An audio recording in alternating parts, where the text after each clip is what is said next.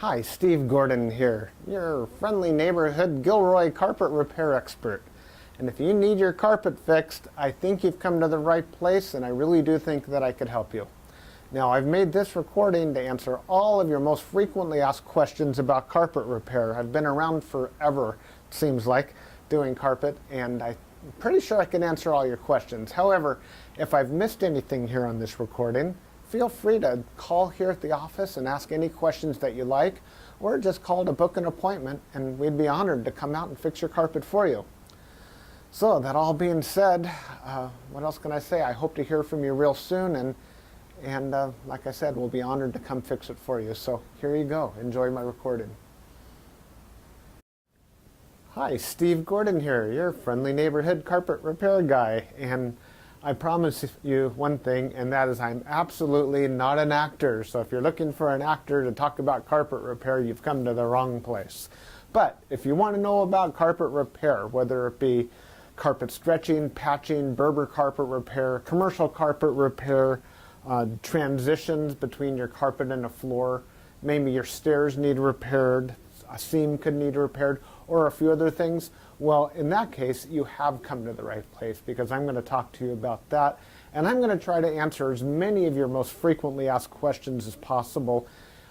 And before I get to that, I am going to talk to you a little bit about our guarantee, how to get an estimate, the bid, and a couple other details.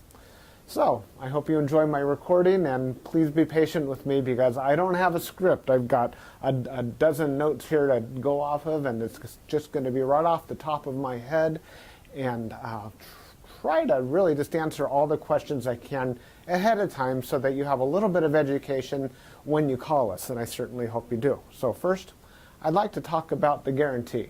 When you call us, you're going to get a 100% unlimited unconditional lifetime labor guarantee. And what I mean by that is that either you or your carpet or both are going to be completely, absolutely, and thoroughly worn out before you ever have to pay to have that carpet fixed again. So again, 100% unlimited unconditional lifetime labor guarantee, that's forever. How you get your estimate in the first place is after you watch this recording, give us a call here at the office, and we're going to give you something like a phone guesstimate. We'll give you an idea of what you might expect to pay. We might tell you something like between $150 and $300, or we might say between $200 and $400, or something like that. We're not going to know exactly, or even not even all that close, how much it's going to cost to have us fix your carpet for you. So if you feel like we're in the right sort of price range, then we're going to schedule an appointment to come on out and actually give you an absolutely free, no obligation bid. At that point, if you feel the bid is fair, and I'm sure you will because it's our business model to give you a fair price so that we could do the job right then and there all in one trip. We would really love to just do it in one trip. Now, I understand that sometimes you need to get a bid on one trip and then come back at a different time, have us come back at a different time to actually do the work. But by and large, it's normally best to just get it all done all in one trip, and that's how we'll give you the best price as well. After all, driving out to your place once is going to be less expensive for both of us than it would be to drive out to your place 2 or more times. Now, another thing about the absolutely free, no obligation bid is at that point we're going to actually have an opportunity to see the work. We're going to see exactly what needs to be done because you see, when you call us on the phone, even though you think you've explained the situation thoroughly, it's very likely that either myself or one of my assistants here that helps me answer the phone won't really understand exactly what we're dealing with until we actually see it. And so that's why we really do want to come out and give you a bid in person. And by the way, if you don't like the bid, if you don't think it's fair, we're going to walk away absolutely empty-handed, and that makes us sad. So sad, because we want to be out there, we want to fix your problem, and put a check in our pocket and go off to the next one. After all, this is what we do for a living, this is how we feed our families. Speaking about money, please don't pay cash. We would really prefer that you pay with a check made out to Creative Carpet Repair, or use a credit card. You can call in the office with a credit card. So cash it's against the agreement I've made with all my contractors. Now, if you work with me directly, if I'm the actual contractor that shows up to your house and you want to pay me cash, I'm happy to take it. But for any other contractor throughout my entire company, please don't pay cash. Now, I want to talk a little bit about the carpet repairs. I've got a little bit of housekeeping out of the way. Let's talk about carpet stretching. Most people wonder why their carpet is all rippled up. So if you look out at your carpet and you see more waves than the ocean, or it's more rippled up than you can believe, and there's peaks and valleys in your carpet and you're getting seasick just looking at it, or if it's a trip hazard, there's a real good chance that your carpet was never stretched in tight enough to begin with. You see, whoever stretched your carpet the first time around more than likely didn't use a power stretcher.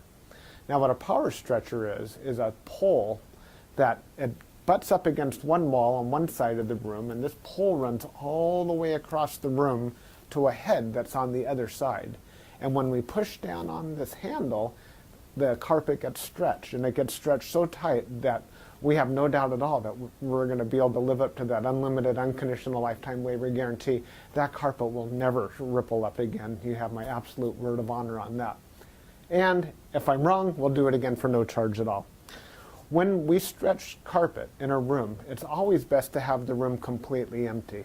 We can empty the furniture out of the room for you if that's what you need, but more often than not, the customer will want to get as much as possible out of the way. Now, don't strain yourself. Don't go moving a giant king-size bed or a dresser that weighs, more than 10 elephants. That's not cool. We have special tools. We have these sliders that we can put underneath the legs of the furniture.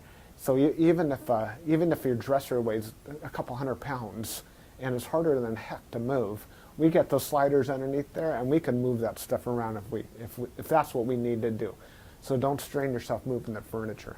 Also, if you have a king-size bed and it's just completely unreasonable for whatever reason to move that bed, quite often we could stretch the carpet in that room without moving the bed.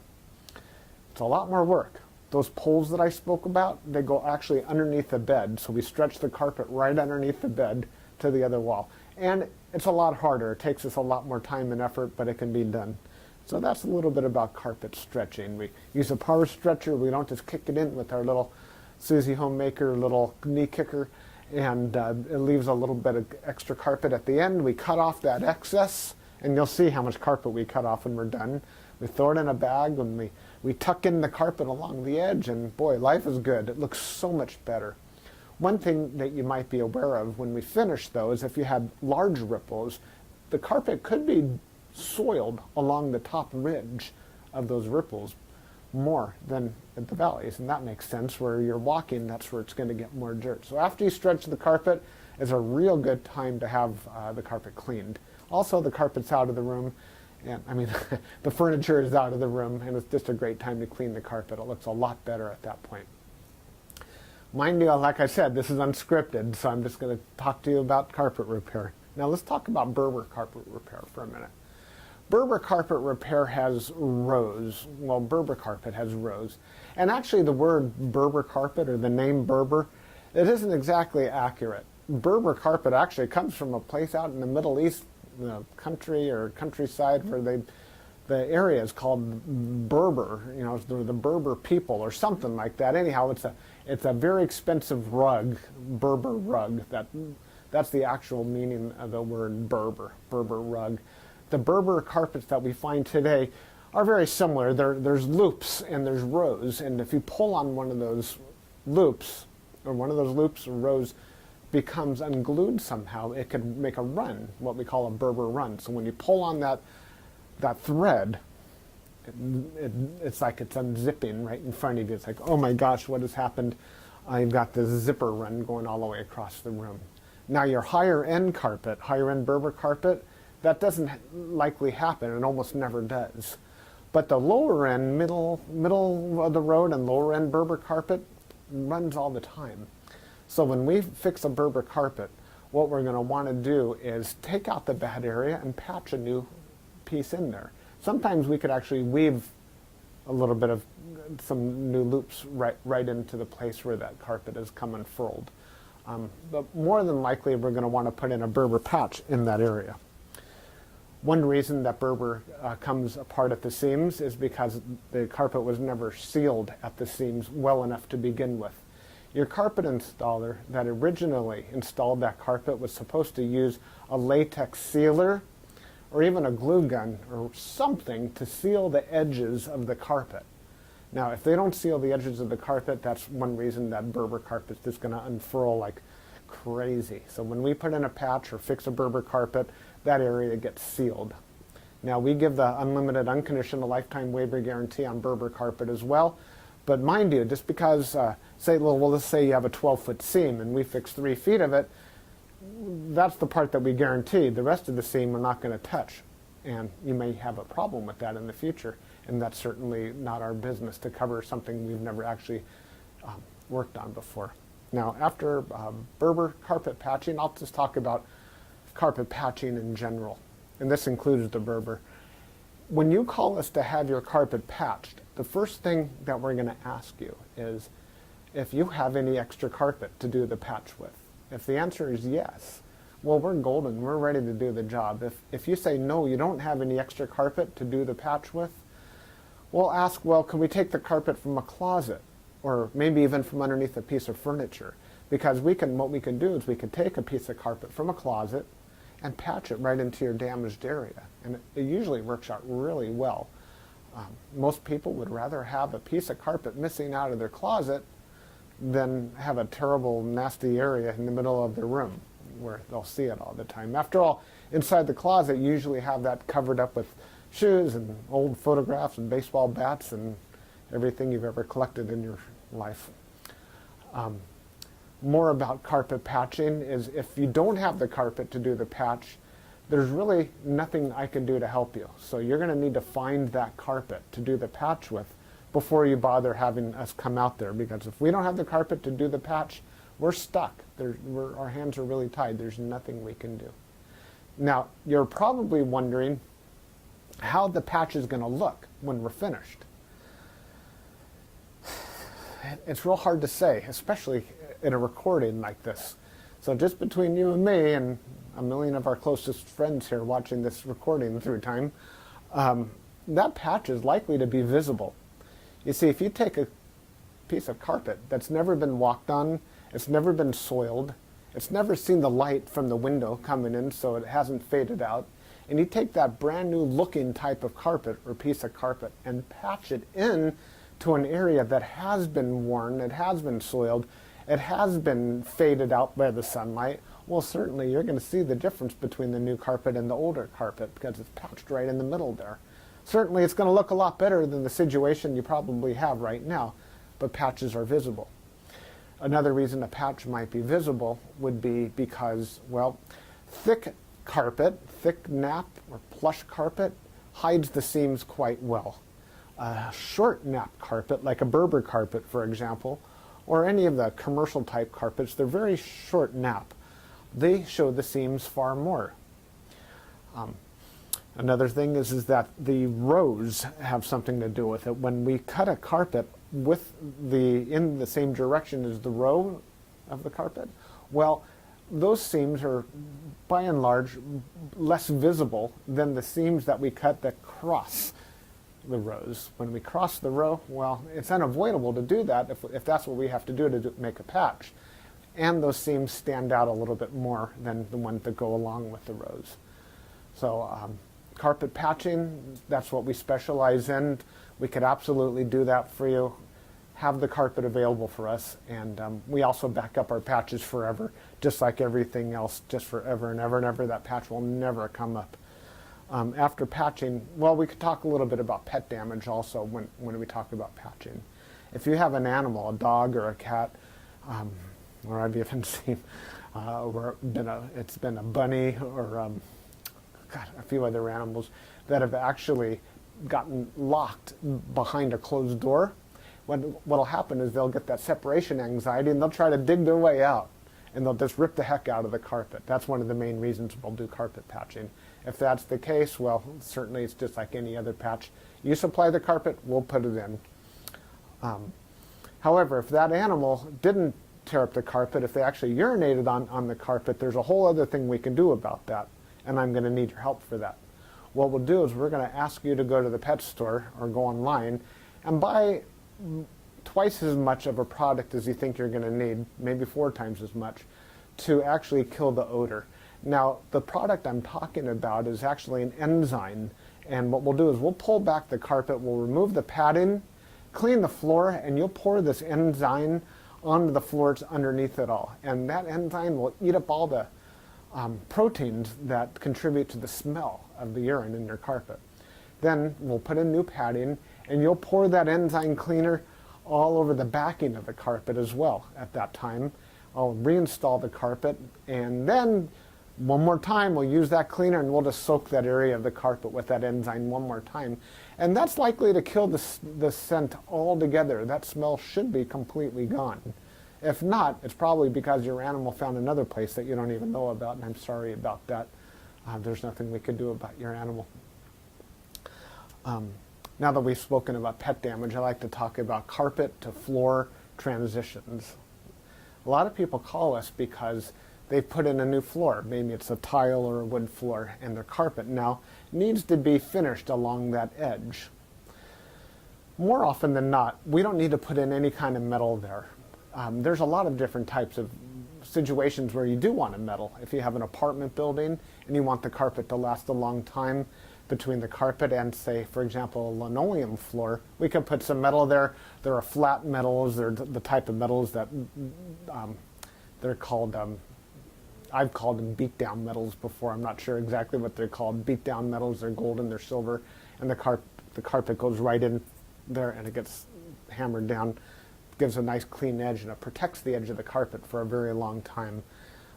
But if you're like most homeowners, that's not why you're calling us for a transition. You're calling for the transition because you just put in a nice marble or travertine floor, or maybe a wood floor. And so what we'll do with that is we're going to pull back the carpet and put in a new tack strip right up alongside that floor. Now that floor is going to be holding the place as if it were a wall. So here's your floor, here's your tack strip right in front of it. We're going to pull the carpet over that tack strip and tuck it in right there. So all you're going to see is a nice smooth transition between the carpet and the floor. Now, many times when you put in a new floor, it's important to put in some work into the subfloor underneath, and that might include using hardy backer or some other type of material that raises the floor up even higher than it would have been. So let's just say, for example, you've got a 1/2 inch new tile and another 1/4 inch of underneath there of a hardy backer, or it could even be more. It could be 3/4 of an inch altogether, or even more, that is higher than the carpet. That's extreme. It's usually not that high, but let's just say it is. If we just bring the carpet up and end it right there, well, you're going to stub your toe against that thing. You're going to be cursing to holy high heaven every time you do that. It's just not fun at all. Trust me, it's not. You'll understand if you ever do that. What we're going to want to do in that case is one of two different solutions. We're going to do one of two solutions. One is we can pull back the carpet quite far and use a product like a Fix-All, which is a very fine cement type product. And we're going to feather in a nice ramped area, so we raise the level of the floor slowly up to meet it. What's great about that is the floor and the carpet will be at the same level, then you won't stub your toe. What's not so great about that is when you're walking up that little ramped area, well, you feel like you're walking uphill. There's really no way around that I know of outside of pulling out all your carpet and floating a whole new layer of concrete, self-leveling concrete on the entire concrete floor and underneath. That's a lot of work. It's possible. That would be the perfect way to do it if I were working on a $10 million home in Beverly Hills, that's probably what I would be doing. I would be raising the entire floor to be level with, so the carpet could be level with the floor. But here in the real world, what we'll normally do is rise it up with some Fix-All, or we could do it even easier. We could use shingles, cedar shingles. Cedar shingles are about that long, and that makes a nice little ramp up. And it normally works just beautifully. It's quick, it's easy, we can get it all done in one trip. So we're going to raise the level of the carpet, right up to the level of the floor, and you're just going to be happy as can be about that. Some transitions are round, curved. Other transitions could be squared. There's 100 types of transitions out there. And if you look on the internet under carpet to floor transitions, you're going to see a lot of examples. Perhaps even on my website, you can see some other examples. And so when you call us, you can explain what you're dealing with, and that would help us with the program here. Stairs. So, do you have a problem with the carpet on your stairs? I did a job like this just today, where the cat had actually torn away the corners of almost every stair all the way up the stairway. The lady was not happy about this. My solution to this was that, well, first of all, I asked her, do you have any extra carpet? And the answer was yes. You can take the carpet out of a closet. And I told her, well, you're going to have carpet missing out of a closet. And she said, well, that's fine. You can put this carpet in the closet. So she had something that didn't match at all. And she didn't mind because, well, she just didn't care that the carpet in the closet didn't match halfway through. So I took the carpet out of the closet, and the first thing I did is I completely replaced the first two stairs, because after all, the first stair or two wears out faster than everything else anyhow, and those first two stairs were pretty trashed. Instead of just fixing the little corners, just replace the entire stair if you can. It'll make a world of difference to have something new there. With all the rest of the stairs, I just did these little bitty patches all the way up one side and all the way down the other, and it was just beautiful. I think it gave her probably another 10 years of life to her carpet to fix those stairs. Another thing you could do with stairs, what some of my customers have done, and I love this idea, is replace the entire stairway by, well, let me back up a little bit. Let's just say you have a 3 or 4 bedroom house, and it's the same carpet throughout the entire house, and your stairway is pretty much in the middle of it all. And if you replace the carpet on your stairs, well, it's going to be a slightly different color than the rest of your carpet, and that's going to look low class, and we don't like that, do we? No, we don't. What I would suggest in that case is that we take the smallest room in the house, maybe a small bedroom or nursery, and pull the carpet out completely from the smallest room in the house and buy new carpet for that room. Then we have maybe a 12 by 12 piece of carpet, and we can replace the entire stairway with that carpet. That way it matches the entire rest of the house except for that one room. That'll easily save you $4,000, $5,000, $6,000, $7,000 right there. And it's a lot less work too. So I like that idea. You got a whole new stairway. A lot of people, you walk in the front door and there's the stairway right there. If the stairs look bad, it's hard to recover from that first impression. So take my word for it. That's a really great way of going. Now stairs. Commercial carpet repair. If you have commercial carpet and that needs to be repaired, it either has ripples and waves or it needs a patch. If it's rippled, it might need to be stretched. We've already talked about carpet stretching. On the other hand, it might have a different issue. It could be your commercial carpet was glued down to concrete to begin with. If that's the case, what we do is we actually take a knife and we just cut right down the middle of those ripples, cut right down those bubbles, and we will re-glue the carpet right underneath there and smush it all down, and believe it or not, those bubbles are going to be completely gone. They might be completely invisible when we're finished. You won't even see where we cut it, because where we cut it is exactly where we put it back together. The carpet will be nice and tacky before we push it back down. It's a great solution. But if the carpet needs to be stretched, well, we have to get the power stretcher out, and we'll fix it up that way. Now, if your carpet in your commercial building, say you have an office, is because, let's just say that you removed a wall between two rooms. If that's the case, you may have a strip of carpet that's missing. It's always a great idea to just get a completely different color. So if you have blue commercial carpet, go get a piece of red or black. Just something completely different, because a patch going all the way down through the middle of the room that's just a little bit off, it looks low class again. But if we put a strip of red down the room, or burgundy or black, people walk in and they go, oh yeah, these people have got some class. They got a decorative idea. So that's just my opinion. Use a completely different color if it's something goes all the way across the room. Now if it's just a patch, a small patch for whatever reason, and you have a little extra carpet, we can always patch it in with whatever you have. Seam repair. Good news and bad news. The good news about seam repair is that we can make your carpet so the seam doesn't keep getting worse. The bad news is that if it looks bad now, it's probably not going to ever look good again, regardless of what we do to it. Seams have to be done properly the first time. You see, when we seam a carpet together before it's installed, we'll use a straight edge and we'll cut down both sides of the carpet, and then we're going to seal the carpet on both edges, and then we're going to seam it together, and it'll be perfect. When it's completely cooled down, then we stretch it in. If we go back and try to open up the seam and cut that carpet off and try to bring it together, the chances of it ever looking better are right around 0. So I'm sorry to tell you that your seam repair, we can make it possibly look a little bit better. We can make it stop getting worse. We can make it not be a trip hazard any longer. But don't have your expectations too high when it comes to seam repair. The last thing I want to talk about is flood damage.